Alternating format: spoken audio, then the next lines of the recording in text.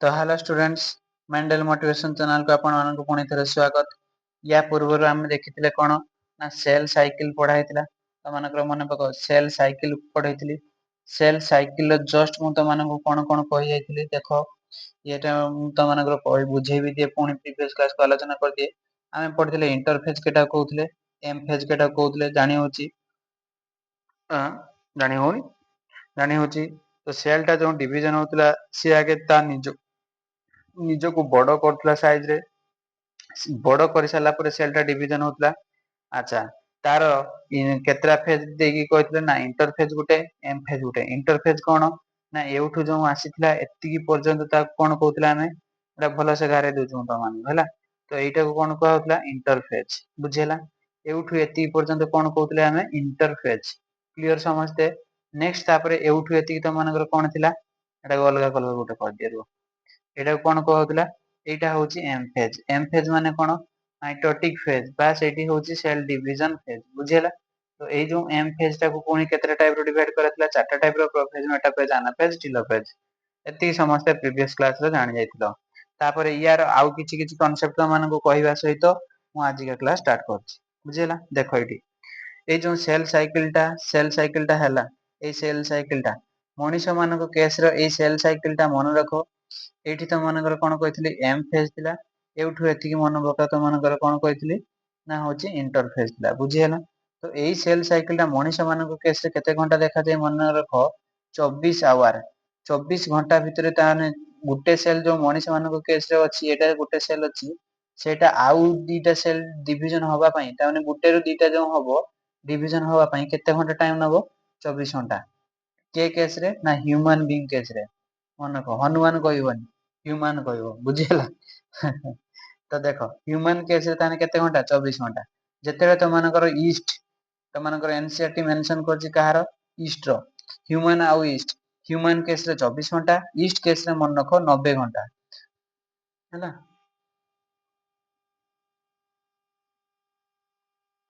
Sorry 90 घंटा नहीं एटा 24 our. Human being case रे मन रखो 24 घंटा ईस्ट केस रे 90 मिनिट बुझिला। ता माने 1.5 घंटा भितर सेटा डिवीजन हो जाय। 90 मिनिट माने केते रे 1.5 घंटा भितर ईस्ट नुआ सेल तयारी कर दे बुझिहेला। अच्छा आउ कोन आउ तो माने उठके बुझी दिए आउ टिके कांसेप्ट को पळेबा।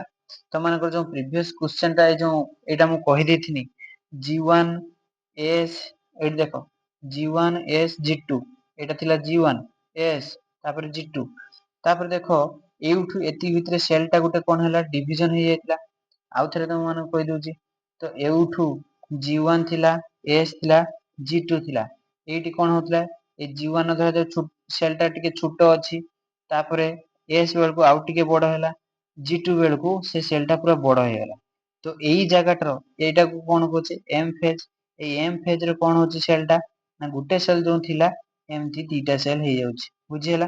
किंतु तो मानको एठी आ गुटे मु कांसेप्ट क्लियर कर दिए ए जो G1 अछि G1 पूर्वरु एठी एई एतिकी जगार गुटे थाई G0 बा ताकू कह जाय कोन G0 बा ताकू कह जाय कोन ना क्वोशिएंट मन रखो QUIESCENT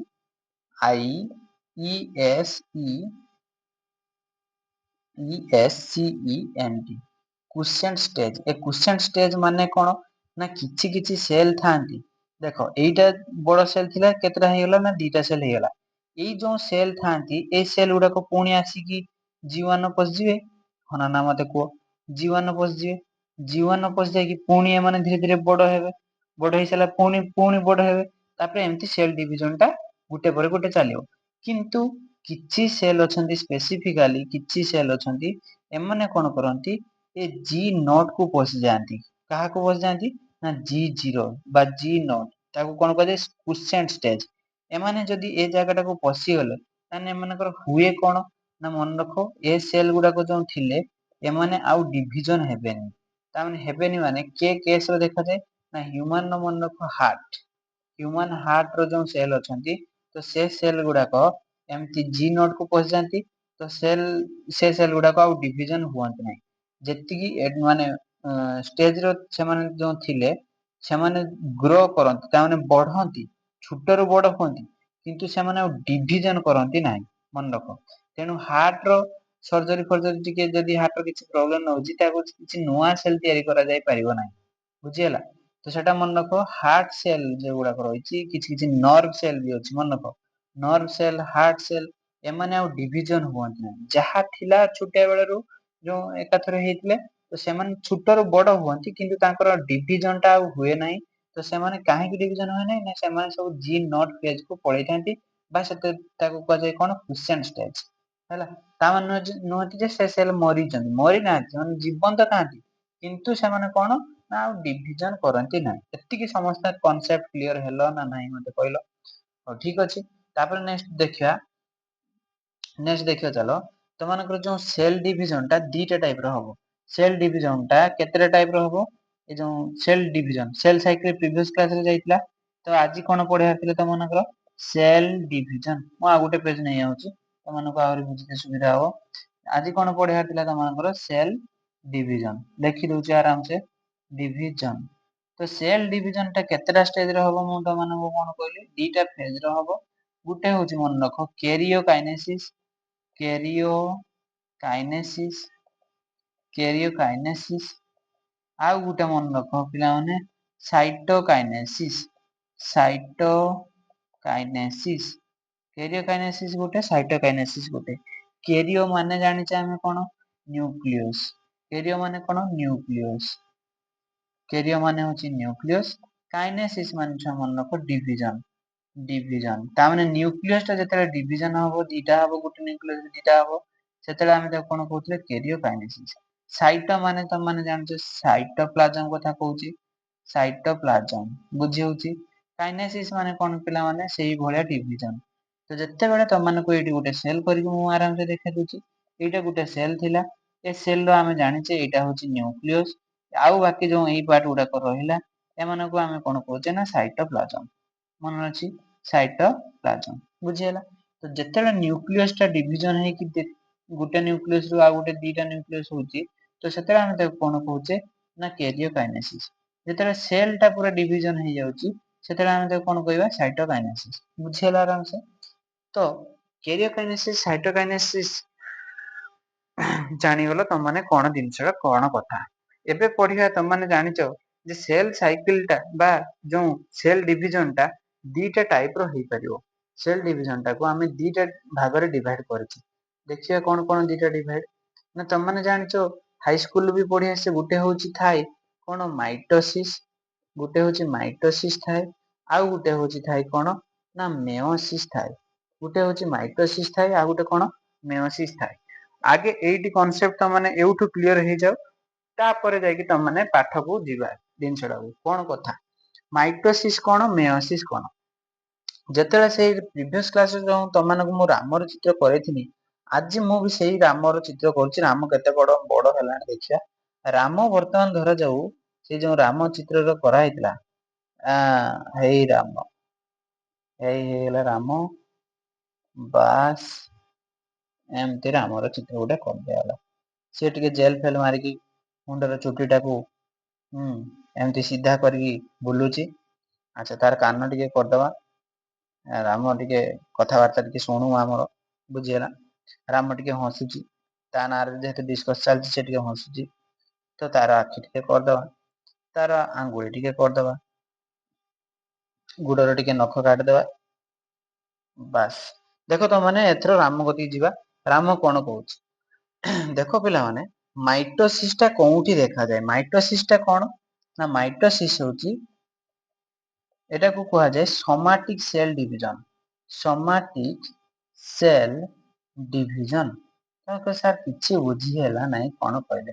ସୋମାଟିକ ସେଲ୍ ଡିଭିଜନ ମାନେ ରାମର ପୁରା all total body part, all total ଏଠୁ ଆରମ୍ଭ କରି ଚାରିଆଡେ ଚାରିଆଡେ ଚାରିଆଡେ ଚାରିଆଡେ ଯୋଉ ସେଲ୍ ଗୁଡାକ ଡିଭିଜନ ହଉଛି, ତାମାନେ ଏଇଠି ଧର ଯୋଉ 100ଟା ସେଲ୍ ଅଛି, ସେ 100ଟା ଯାକ ସେଲ୍ ଡିଭିଜନ ହେଇକି 200ଟା ସେଲ୍ ତିଆରି କରୁଛନ୍ତି। ଏଠି 100ଟା ଥିଲେ 200ଟା ହଉଛନ୍ତି। ତାର ଯେକୌଣସି ବଡି ପାର୍ଟ ତୁ ନେଇ ଯାଉ, ତ ମାନେ ତ ସବୁ ଗୁଡାକ ସେଲ୍ ଡିଭିଜନ ଯୋଉ ପ୍ରୋସେସ ରେ ହଉଛନ୍ତି, ସେମାନଙ୍କୁ ଆମେ କଣ କହୁଛେ? ମାଇଟୋସିସ୍ କହୁଛେ। ବୁଝି ହେଲା। ବାକି ରହିଲା ଆସ କନସେପ୍ଟ ଆଉ ଗୋଟେ କ୍ଲିୟର ହବା, କଣ? ମେଓସିସ୍। ମେଓସିସ୍ ମନେ ରଖ ଓନ୍ଲି ରାମର ଯୋଉ ମେଲ ରାମ ତ କଣ ପୁଅ ପିଲାଟା ନା, ତ ତାର ଟେଷ୍ଟିସ୍, ତାର କଣ ଟେଷ୍ଟିସ୍ ଜାଣିଥିବ, ଟେଷ୍ଟିସ୍, ତାର ଟେଷ୍ଟିସ୍ ରେ ଓନ୍ଲି ହଉଛି ମିଓସିସ୍ ଟା ଦେଖାଯିବ। ତାମାନେ କେବଳ ମିଓସିସ୍ ନୁହେଁ, ଟେଷ୍ଟିସ୍ ରେ ବୋଥ ମାଇଟୋସିସ୍ ଏଣ୍ଡ ମିଓସିସ୍ ଏ ଦିଟା ଯାକ ଦେଖାଯିବ। ତମାନେ ଯେହେତୁ ପ୍ଲସ ଟୁ ସେକେଣ୍ଡ ଇୟର ବା ପ୍ଲସ ଟୁ ଫାର୍ଷ୍ଟ ଇୟର ପଢୁଛ, ସେକେଣ୍ଡ ଇୟର କୁ ଆହୁରି ଡିଟେଲ ଜାଣିବ।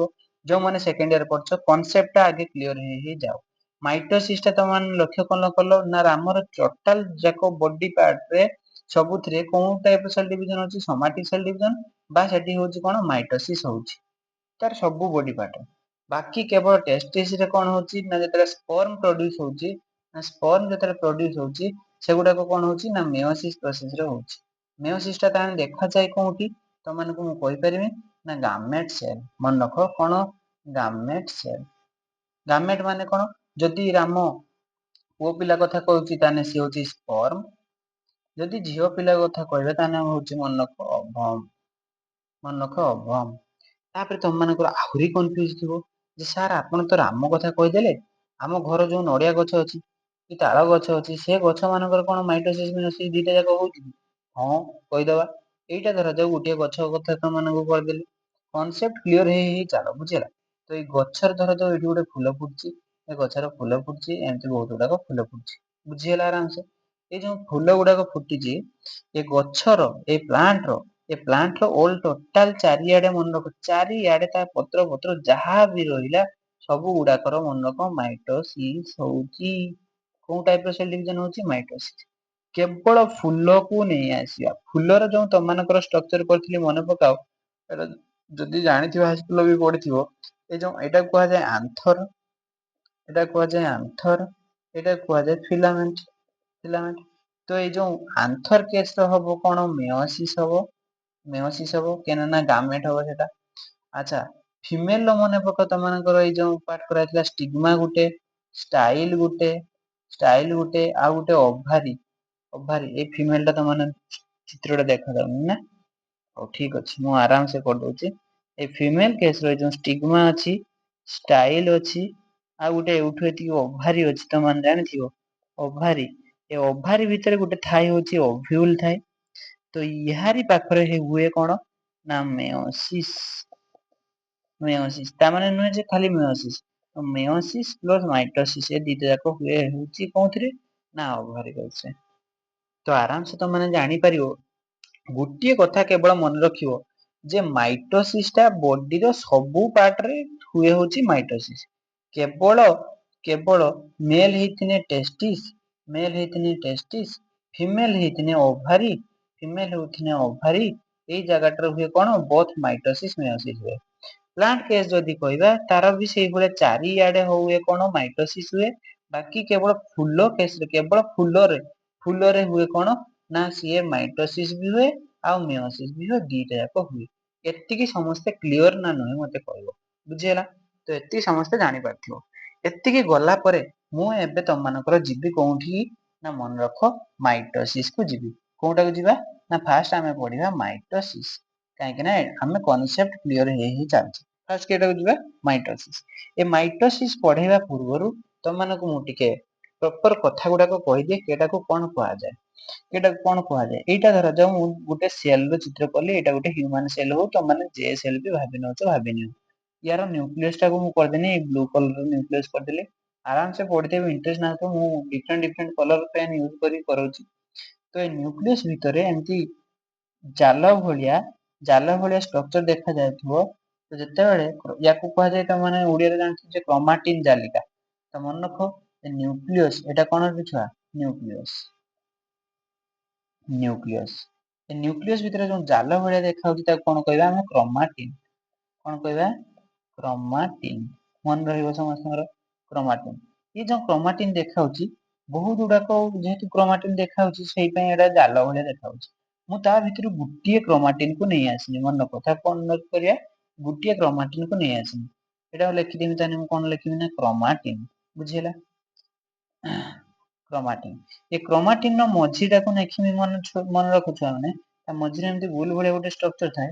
ତାକୁ କୁହାଯାଏ ମନେ ରଖ ସେଣ୍ଟ୍ରୋମିୟର। ତାକୁ କଣ କହିବ? ସେଣ୍ଟ୍ରୋମିୟର। ସେଣ୍ଟ୍ରୋମିୟର। ଏଟା ମାଇଟୋସିସ୍ ପଢିବା ପୂର୍ବରୁ ମୁଁ ତମମାନଙ୍କୁ ବୁଝଉଛି, ଆগে କନସେପ୍ଟଟା କ୍ଲିୟର ହେଇ ଚାଲିଛି, ବୁଝିଲା? ସେଣ୍ଟ୍ରୋମିୟର। এই ସେଣ୍ଟ୍ରୋମିୟରଟା ଯେତେବେଳେ ତମମାନଙ୍କର କଣ ହବ ନା ମନେ ରଖ, ଏ କ୍ରୋମୋଜୋମଟା ଯେତେବେଳେ ସେଲଟା ଡିଭିଜନ ଆଡକୁ ଯିବ, ତମମାନଙ୍କୁ ସେଲ ସାଇକେଲ ଯେତେବେଳେ ପଢେଇଥିଲି କହିଥିଲି ନା G1 ଗୋଟେ ଥିଲା, S ଗୋଟେ ଥିଲା, ଆଉ ଗୋଟେ G2 ଥିଲା। ଏ G1 ଯେତେବେଳେ ତମମାନଙ୍କ ଫେଜରେ ପହଞ୍ଚିବ, ସେଲଟା ଡିଭିଜନ ଆଡକୁ ଯିବ, ଏ G1 ର ପହଞ୍ଚିଗଲା ମାନେ ସେ କଣ ହବ ନା ଏ ଯୋଉ କଣ କ୍ରୋମାଟିନ୍ ଟା ଅଛି, ଏ କ୍ରୋମାଟିନ୍ ଟା ଫୁଲିଯିବ। ଫୁଲିକି କଣ ହେଇଯିବ ନା କ୍ରୋମୋଜୋମ ହେଇଯିବ। ଏଇ କ୍ରୋମାଟିନ୍ ଟା ଏଇଟା କଣ ହେଇଯିବ, ଏମିତି ଫୁଲିଯିବ। ଫୁଲି ଯାଇକି କଣ ହେଇଯିବ ନା ମନେ ରଖ କ୍ରୋମୋଜୋମ ହେଇଯିବ। ବୁଝିହେଲା? ତ ଆରାମସେ ତମମାନେ ଜାଣିପାରୁଥିବ ଯେ କ୍ରୋମାଟିନ୍ କେଟାକୁ ସାର୍ କହିଲେ, କ୍ରୋମୋଜୋମ କେତେବେଳେ ହେଇଗଲା। ବୁଝିହେଲା ନା ନାଇଁ? ଆରାମସେ ଜାଣିପାରିଲ। ତ ଜାଣିପାରୁଥିବ ଯେ କ୍ରୋମାଟିନ୍ କଣ, କ୍ରୋମୋଜୋମ କଣ, କ୍ରୋମୋଜୋମ ଟା କୋଉଠୁ ଆସିଲା। ବୁଝିହେଲା? ଆଚ୍ଛା, ଏ ଯୋଉ କ୍ରୋମୋଜୋମ ଟା ହେଇଗଲା, ଏ କ୍ରୋମୋଜୋମ ଟା ମନେ ରଖ, ଏ କ୍ରୋମୋଜୋମ ଟା ତା ପାଖରୁ ଏଇଟା ଯୋଉ କ୍ରୋମୋଜୋମ ଟା ଥିଲା, ଇଏ କଣ କରିବ, ଏ ସାଇଡ ରୁ ଗୋଟେ ନୂଆ ଟାଇପ ର ଗୋଟେ କ୍ରୋମୋଜୋମ ତିଆରି କରିବ। ଗୋଟେ ନୂଆ ଟାଇପ ର ତିଆରି କରିବ। ଏଇ ଟାଇପ ର ଗୋଟେ ତିଆରି କରିବ। ଏଠି ଏଠି ତିଆରି କଲା, ମୁଁ ଏଠି ବଡ କରି ଦେଖେଇଦେଉଛି, ଏମିତି ଗୋଟେ ତିଆରି କରିବ। ବୁଝିହେଲା ନା? ତ ଯୋଉ ଏଇଭଳିଆ ଷ୍ଟ୍ରକ୍ଚର ଟା ଆସିଗଲା, କାହିଁକି ଏଟା କାହିଁକି ତିଆରି କଲା, ଏଟା ବି କ୍ୱେଶ୍ଚନ ତମେ କହିବ ସାର୍ ଏଟା କେମିତି ତିଆରି ହେଲା। ମୁଁ ତମମାନଙ୍କୁ ଏଇ ଟିକେ ପୂର୍ବରୁ କହିଛି, ମନେ ପକାଅ। ଏଇ ଯୋଉ ନ୍ୟୁକ୍ଲିୟସ ଥିଲା, ଏଇ ଯୋଉ ସେଲ ସାଇକେଲ ଟା ଦେଖ ଏଇଠି, ଏଇଠି ଦେଖ, ଏଇ ଯୋଉ ସେଲ ସାଇକେଲ ଥିଲା, ଏଇଟା ସେଲ ଥିଲା, ଏଇଟା ଆଗେ ବଡ ହଉଥିଲା। କରାଇଥିଲେ ଯେ ଏଇଟା ବଡ ହବ, ବଡ ହେଇ ସାରିଲା ପରେ ସିନା ଦିଟା ହବ। ମତେ କୁହ, ଗୋଟିଏ କ୍ରୋମୋଜୋମ ଅଛି, ସିଏ ଦିଟା ହେନେ ସିନା ଏ ଗୁଲକୁ ଗୋଟେ କ୍ରୋମୋଜୋମ ଆସିବ, ଏଠିକି ଗୋଟେ ଆସିବ। ବୁଝି ହଉଛି ନା ନାଇଁ? ତ ସେଇ ଭଳିଆ ଏଠି ଡବଲ ଡବଲ ହେଲେ ସିନା ସେ ଯାଇକି ଡିଭାଇଡ ହବ। ତ ସେଇଭଳିଆ ଏଇଟା ଗୋଟେ ଥିଲା, ଦିଟା ହେଇଗଲା। ଯୋଉ ଦିଟା ହେଇଗଲା ମନେ ରଖ, ଏ ଯୋଉ ଦିଟା ହେଇଗଲା ଏମିତି, ଏଇଟା ଗୋଟେ ଏମିତି ହେଇଗଲା। ଏଇ ଷ୍ଟ୍ରକ୍ଚର ଟା, ୟାକୁ କଣ କୁହାଯାଏ ମନେ ରଖ, ଡାୟାଡ। ମନେ ରଖ, DIAD, ଡାୟାଡ କୁହାଯାଏ। ଏଇ ଯୋଉ ଯେତେବେଳେ ସିଙ୍ଗେଲ ଥିଲା, ଏଇଟା କଣ ଥିଲା, ମୁଁ ଟିକେ ଲିଭେଇ ଦଉଛି, ରହିଯାଉ। ଏଇଟା ଟିକେ ଲିଭେଇ ଦେନି। ତ ଏଇଟା ଯୋଉ ଥିଲା, ସିଙ୍ଗଲ ଥିଲା, ଯେତେବେଳେ କ୍ରୋମୋଜୋମ ଟା କଣ ଥିଲା, ସିଙ୍ଗଲ ଥିଲା। ତାପରେ ଏଇଟା ଧର ହେଲା, ଏ ସିଙ୍ଗଲ କ୍ରୋମୋଜୋମ ଟାକୁ କଣ କୁହାଯାଏ ନା ମନେ ରଖ, ମୋନାଡ। ମୋନାଡ। ଯେତେବେଳେ ମୋନାଡ କହିବା, ଆଉ ଗୋଟେ ହଉଛି କଣ କହିବା, ଡାୟାଡ କହିବା। ତାପରେ ପୁଣି ଆହୁରି ଜୁମ କରି ତମମାନଙ୍କୁ ବଡ କରି ଦେଖେଇବି, ବଢିଆ ରକମ ମନେ ରଖିବ। ଏଇ ମୋନାଡ ଟାକୁ ମୁଁ ଟିକେ ଜୁମ କରି ବଡ କରି ଦେଖେଇଦେବି। ଏଇଟା ଗୋଟେ ତାର ଯୋଉ କ୍ରୋମୋଜୋମ ଟା, ଏ ଭିତରେ ଗୁଡେଇ ଏମିତି ଅଛନ୍ତି। ତାକୁ ଆମେ ଚେନ୍ କରିକି ଦେଖିବା କଣ ଜିନିଷ ଟା ଗୁଡେଇ ହେଇକି ଅଛି। ତ ଏଇ ପାର୍ଟ ଟାକୁ ଆମେ କଣ କହିବା, ଟୋଟାଲ ଟାକୁ DNA କହିବା। ତମେ ଜାଣିଥିବ, ଏଇ ଗୋଟିଏ ଗୋଟେ ପାର୍ଟ କୁ, ଏଇ ଗୋଟିଏ ଗୋଟେ ଯୋଉ ପାର୍ଟ, ଏଇଟା ଗୋଟେ ପାର୍ଟ ରହିଲା, ଏଟା ଗୋଟେ ପାର୍ଟ ରହିଲା, ଏଇ ଗୋଟେ ଗୋଟେ ପାର୍ଟ କୁ ଆମେ କଣ କହିବା, ଜିନ୍ କହିବା। ମନେ ରହିବ, DNA କେଟା, ଜିନ୍ କେଟା ଜାଣିପାରିଲ। ଏବେ ସମସ୍ତେ କନସେପ୍ଟ କ୍ଲିୟର। DNA କେଟା, ଜିନ୍ କେଟା ଜାଣିପାରିଲ। ତାପରେ ନେକ୍ସଟ, ତ ଏଇଟା ଜାଣିପାରିଲ। ତାପରେ ଦେଖ ମୁଁ ଆଉ ଗୋଟେ କଥା କହିବି ତମମାନଙ୍କୁ। ଆମ ମଣିଷ ମାନଙ୍କର, ଏଇଟା ଦେଖ, ଯୋଉ ଗୋଟେ ମଣିଷର ସେଲ କରିଦେନି, ଏଇଟା ଧର ଯୋଉ ନ୍ୟୁକ୍ଲିୟସ କରିଦେନି। ଏ ନ୍ୟୁକ୍ଲିୟସ ଭିତରେ କେତେଟା କ୍ରୋମୋଜୋମ ଥିବେ, 1 ରୁ ଆରମ୍ଭ କରିକି 23 ଟା ଥିବେ। ପୁଣି 1 ରୁ ଆରମ୍ଭ କରି କେତେଟା ଥିବେ ନା 23 ଟା ପର୍ଯ୍ୟନ୍ତ ଥିବେ। 1 ରୁ ଆରମ୍ଭ କରି 23, ଆଉ ଗୋଟେ 1 ରୁ ଆରମ୍ଭ କରି 23। ଏଇ ନ୍ୟୁକ୍ଲିୟସ ଟାକୁ ମୁଁ ବଡ କରି ଟିକେ ଜୁମ କରିଥିଲି, ସେଟାକୁ ନ୍ୟୁକ୍ଲିୟସ 1 ରୁ ଆରମ୍ଭ କରି କଣ କହିଲି, 23 ପର୍ଯ୍ୟନ୍ତ ଅଛନ୍ତି। ପୁଣି 1 ରୁ ଆରମ୍ଭ କରି କେତେଟା ପର୍ଯ୍ୟନ୍ତ ଅଛନ୍ତି କ୍ରୋମୋଜୋମ, 23 ନମ୍ବର ପର୍ଯ୍ୟନ୍ତ କ୍ରୋମୋଜୋମ ଅଛନ୍ତି। ଛୁଆମାନେ, 1 ନମ୍ବର କ୍ରୋମୋଜୋମ, ଏଟା ବି 1 ନମ୍ବର କ୍ରୋମୋଜୋମ। ସେଇ ପାଇଁ ଆମେ ଲେଖୁଛୁ ସବୁବେଳେ 23 ପେୟାର କ୍ରୋମୋଜୋମ ଲେଖୁଛେ ନା ନାଇଁ, 23 ପେୟାର କ୍ରୋମୋଜୋମ। ତ ଏଠୁ ବି 1 ନମ୍ବର କ୍ରୋମୋଜୋମ ମୁଁ ନେଇ ଆଇଲି, ଏଇଟା ଗୋଟେ କ୍ରୋମୋଜୋମ। ଏଟାରୁ ବି ସେଇଭଳିଆ ନେଇ ଆଇନି, ଏଟା ଗୋଟେ ହେଇ ଆଇଲା, ଏଟା ଗୋଟେ ସେମିତି ଆସିଲା, 1 ନମ୍ବର କ୍ରୋମୋଜୋମ। ବୁଝିହେଲା? ତ ଏଇ ଯୋଉ 1 ନମ୍ବର କ୍ରୋମୋଜୋମ, ମତେ ଗୋଟେ କଥା କୁହ, ଏଇଟା ପାଖରୁ, 1 ନମ୍ବର ପାଖରୁ ଆମେ କଣ କରିଥିଲେ, ଏଇ ମାଇଟୋସିସ ର ଆଉ ଗୋଟେ ସାଇଟ ରୁ ବାହାରିଥିଲା ନା। ଏଠି ବି ସେଇଭଳିଆ ଆଉ ଗୋଟେ ତା ସାଇଟ ରୁ ବାହାରିଥିବ, ହଁ ନା ନା? ତାହେଲେ ଇଏ ବି 1 ନମ୍ବର କ୍ରୋମୋଜୋମ ଥିଲା, ଇଏ ବି 1 ନମ୍ବର କ୍ରୋମୋଜୋମ ଥିଲା। ତ ଏ ପାଖରୁ ଏମିତି ସାଇଟ ରୁ ବି ବାହାରିଛନ୍ତି। ମନେ ରଖ ଏଇଟା ବହୁତ ଇମ୍ପୋର୍ଟାଣ୍ଟ କଥା, ଏଟା ଗୋଟେ। ଏଇ ଦିଟାକୁ କୁହାଯାଏ sister chromatid. Sister chromatid, sister chromatid. ଯେତେବେଳେ ଇଏ ବି ଏକ ନମ୍ବର, ୟା କଥା ଆଉ ୟା କଥା ଯଦି କହିବା ତାହେଲେ ୟାକୁ କହିବା ଆମେ କଣ? Non sister. ତାକୁ କଣ କହିବା? Non sister chromatid. ମନେ ରଖ।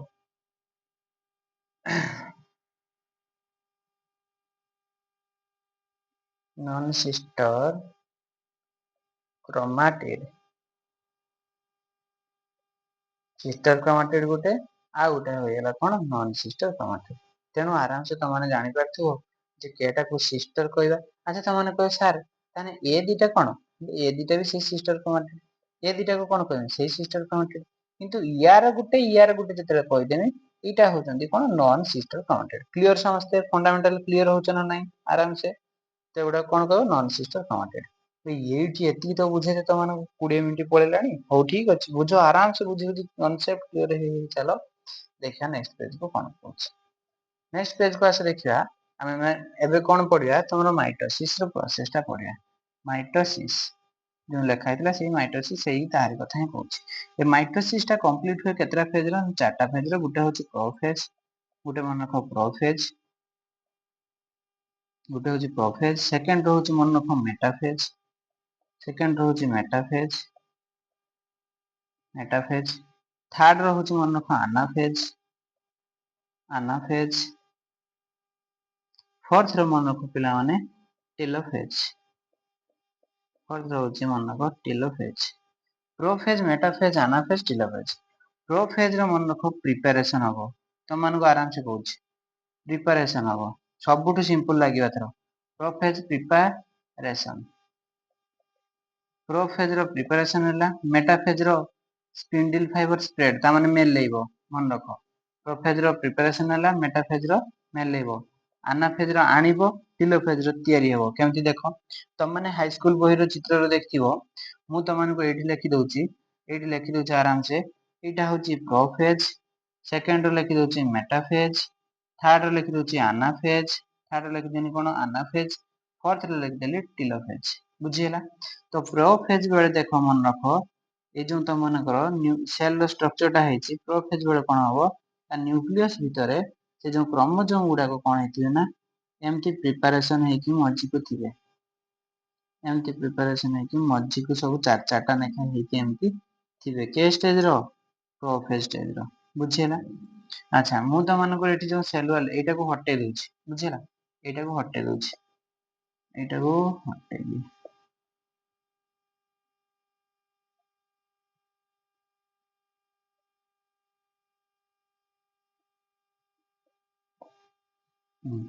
ତେଣୁ ପ୍ରୋଫେଜ ରେ ତମମାନେ ଜାଣିପାରୁଥିବ ଯେ ପ୍ରିପାରେସନ ହେଇଛି। ପ୍ରୋଫେଜ ର ପ୍ରିପାରେସନ ହେଇଛି। ମେଟାଫେଜ, ମେଟାଫେଜ ରେ ତମମାନେ ମନେ ପକାଅ ଏଇଟା ଧର ଯୋଉ ଏଇଭଳିଆ ଯୋଉ ଥିଲା, ତମମାନେ ଦେଖିଥିବ ଉପରେ ଗୋଟେ ଏମିତି ତଳେ ଗୋଟେ, ଉପରେ ଗୋଟେ ତଳେ ଗୋଟେ ଏମିତି ଥାଇକି, ଏଇ ଯୋଉ ମଝିରେ ଥିଲେ ମେଟାଫେଜ ର, ଏଇଗୁଡାକ ଯୋଉ ମଝିରେ ଥିଲେ, ଏଇଗୁଡା ଯୋଉ ମଝିରେ ଅଛନ୍ତି ଏଇଗୁଡାକ, ତ ଏମିତି ମଝିରେ ଯୋଉ ଥିଲେ ସ୍ପିଣ୍ଡଲ ଫାଇବର ଏଥର କଣ ହବ? ମେଲେଇବ। କାହିଁକି ନା ତମମାନଙ୍କୁ ମୁଁ କହିଦେଇଛି ମେଟାଫେଜ ରେ କଣ ହବ ନା ମେଲେଇବ। ଦେଖ ଉପରୁ ମେଲେଇଛି, ତଳୁ ବି ମେଲେଇଛି। ଏଇଭଳିଆ ତମମାନେ ହାଇସ୍କୁଲରେ ବି ପଢିଥିବ, ଏଇଭଳିଆ ଚିତ୍ର ଦେଖିଥିବ। ହଁ ନା ନା? ତ ମେଟାଫେଜ ର ହେଇଯିବ କଣ? ମେଲେଇଛି। ପ୍ରୋଫେଜ ମେଟାଫେଜ ଗଲା। ଆନାଫେଜ, ଆନାଫେଜ ର ମନେ ରଖ ଆଣିବ। ଯୋଉ ମଝିରୁ ଏଇଠି କଣ ହେଇଯିବ? କଟିଯିବ। କଟିଯିବ ମାନେ ଉପରକୁ ଦିଟା ପଳେଇଲା, ଏମିତି ଆନାଫେଜ ରେ ଆଣିବ। ଏମିତି ଆଣି ନେଇଥିବ ସବୁ। ତଳେ ବି ସେଇଭଳିଆ ଯୋଉ ସ୍ପିଣ୍ଡଲ ଫାଇବର ଲମ୍ବେଇ ନଥିଲା କି, ସିଏ ବି ଆଣିବ। ସବୁ କ୍ରୋମୋଜୋମ ଗୁଡାକ ଯୋଉ ତଳେ ଥିଲେ, ଏମିତି ମଝିରୁ ଏମିତି କାଟିଦବ। ମଝିରୁ କାଟି ଦେଇକି ଉପରକୁ ଫାଳେ ପାର୍ଟ ପଳେଇବ, ତଳକୁ ଫାଳେ ପାର୍ଟ ପଳେଇବ। ସେତେବେଳେ ତାକୁ କଣ କହିବା? ଆନାଫେଜ। ତ ପ୍ରୋଫେଜ ର ପ୍ରିପେୟାର ହେଲା। ଦେଖ ମେଟାଫେଜ ର ମେଲେଇଲା, କେଟା ମେଲେଇଲା? ଏଇ ଜାଲ ଗୁଡାକ ପକେଇଲା। ତ ଉପରୁ ଜାଲ ପକେଇଲା, ତଳୁ ବି ଜାଲ ପକେଇଲା। ବୁଝିହେଲା? ଆନାଫେଜ ରେ କଣ ହେଲା? ଆଣିଲା। ଯୋଉ ଜାଲଟା ପକେଇଥିଲା ଟାଣି ନେଲା। ଏଟାକୁ ଯଦି ଟାଣି ନେଲା, ତାହେଲେ ଟାଣିକି ଏଗୁଡାକ କଣ ହେଲା? ଉପରକୁ ପଳେଇଲା। ଏଟାକୁ ତଳ ଆଡୁ ଟାଣି ନେଲା, ତାହେଲେ ତଳକୁ ପଳେଇଲା। ତ ଆନାଫେଜ ରେ କଣ ହେଲା? ଆଣିଲା। ପ୍ରୋଫେଜ, ମେଟାଫେଜ, ଆନାଫେଜ ବୁଝିଗଲ। ଟିଲୋଫେଜ ରେ କଣ ହବ? ତିଆରି ହବ। ଟିଲୋଫେଜ ରେ କଣ ହବ? ନା ତିଆରି ହବ। ଯୋଉ ଦେଖ ଉପରକୁ ଯୋଉ ପଳେଇଥିଲେ କ୍ରୋମୋଜୋମ ଗୁଡାକ, ତା ମାନେ ଅଧା ଅଧା ପଳେଇଥିଲେ, ଏ ଯୋଉ ଅଧା ପଳେଇଥିଲେ ତଳେ ବି ସେଇଭଳିଆ ଅଧା ଯୋଉ ପଳେଇଥିଲେ ତିଆରି ହବ ମାନେ କଣ ନ୍ୟୁକ୍ଲିୟସ ର ମେମ୍ବ୍ରେନ ତିଆରି ହେଇଗଲା। ତାମାନେ ଇଏ ଗୋଟେ ସେଲ ହେଇଯିବ ଇଏ ଗୋଟେ ସେଲ ହେଇଯିବ ବାସ୍ କମ୍ପ୍ଲିଟ ହେଇଗଲା ତମର ମାଇଟୋସିସ। କେତେ ସୁନ୍ଦର କମ୍ପ୍ଲିଟ ହେଲା ଦେଖ ତମମାନଙ୍କର ପ୍ରୋଫେଜ ର ପ୍ରିପେୟାର ହେଇଥିଲା, ମେଟାଫେଜ ର ମେଲେଇଥିଲା, ଆନାଫେଜ ର ଆଣିଲା, ଟିଲୋଫେଜ ର ତିଆରି ହେଇଗଲା। କମ୍ପ୍ଲିଟ ମାଇଟୋସିସ ଶେଷ, ଦି ଏଣ୍ଡ। ତାପରେ କଣ ତମମାନଙ୍କର ବହିର ଯୋଉ ଯୋଉ ପଏଣ୍ଟ ଗୁଡାକ ଦେଇଛି ମୁଁ ପରେ ୟା ପରେ ଯେତେବେଳେ ତମମାନଙ୍କର ଆଉ ଭିଡିଓ ଯେତେବେଳେ ବନେଇବି ଆହୁରି ଗୋଟେ ଗୋଟେ କରି କନସେପ୍ଟ କ୍ଲିୟର କରିମି। ତମାନେ ଏତିକି ଯୋଉ ଭିଡିଓ ତମମାନଙ୍କର ମାଇଟୋସିସ ସରିଗଲା ତମେ ଜାଣିପାରିଲ କି ସରିଗଲା ଯୋଉ ପ୍ରୋଫେଜ ର ପ୍ରିପେୟାର ହେଲା, ମେଟାଫେଜ ର ମେଲେଇଲା, ଆନାଫେଜ ର ଆଣିଲା, ଟିଲୋଫେଜ ର ତିଆରି ହେଲା, କମ୍ପ୍ଲିଟ। ତାପରେ ନେକ୍ସଟ କ୍ଲାସ କୁ ତମମାନଙ୍କର ମୁଁ ମେୟୋସିସ ପଢେଇମି। ଏତିକି ତମମାନଙ୍କର ମାଇଟୋସିସ ଥିଲା। ରହିଲି। ଜୟ ଭୋଲେନାଥ, ଜୟ ଜଗନ୍ନାଥ। ଯଦି ଭିଡିଓଟା ତମମାନଙ୍କୁ ଭଲ ଲାଗିଛି ଲାଇକ୍ ସେୟାର ସବସ୍କ୍ରାଇବ କରିଦବ। ଆଉ ଟିକେ ତମମାନେ ବୁଝିପାର ନା ନାହିଁ ମତେ କମେଣ୍ଟ ମାଧ୍ୟମରେ ଜଣେଇବ। ଠିକ ଅଛି।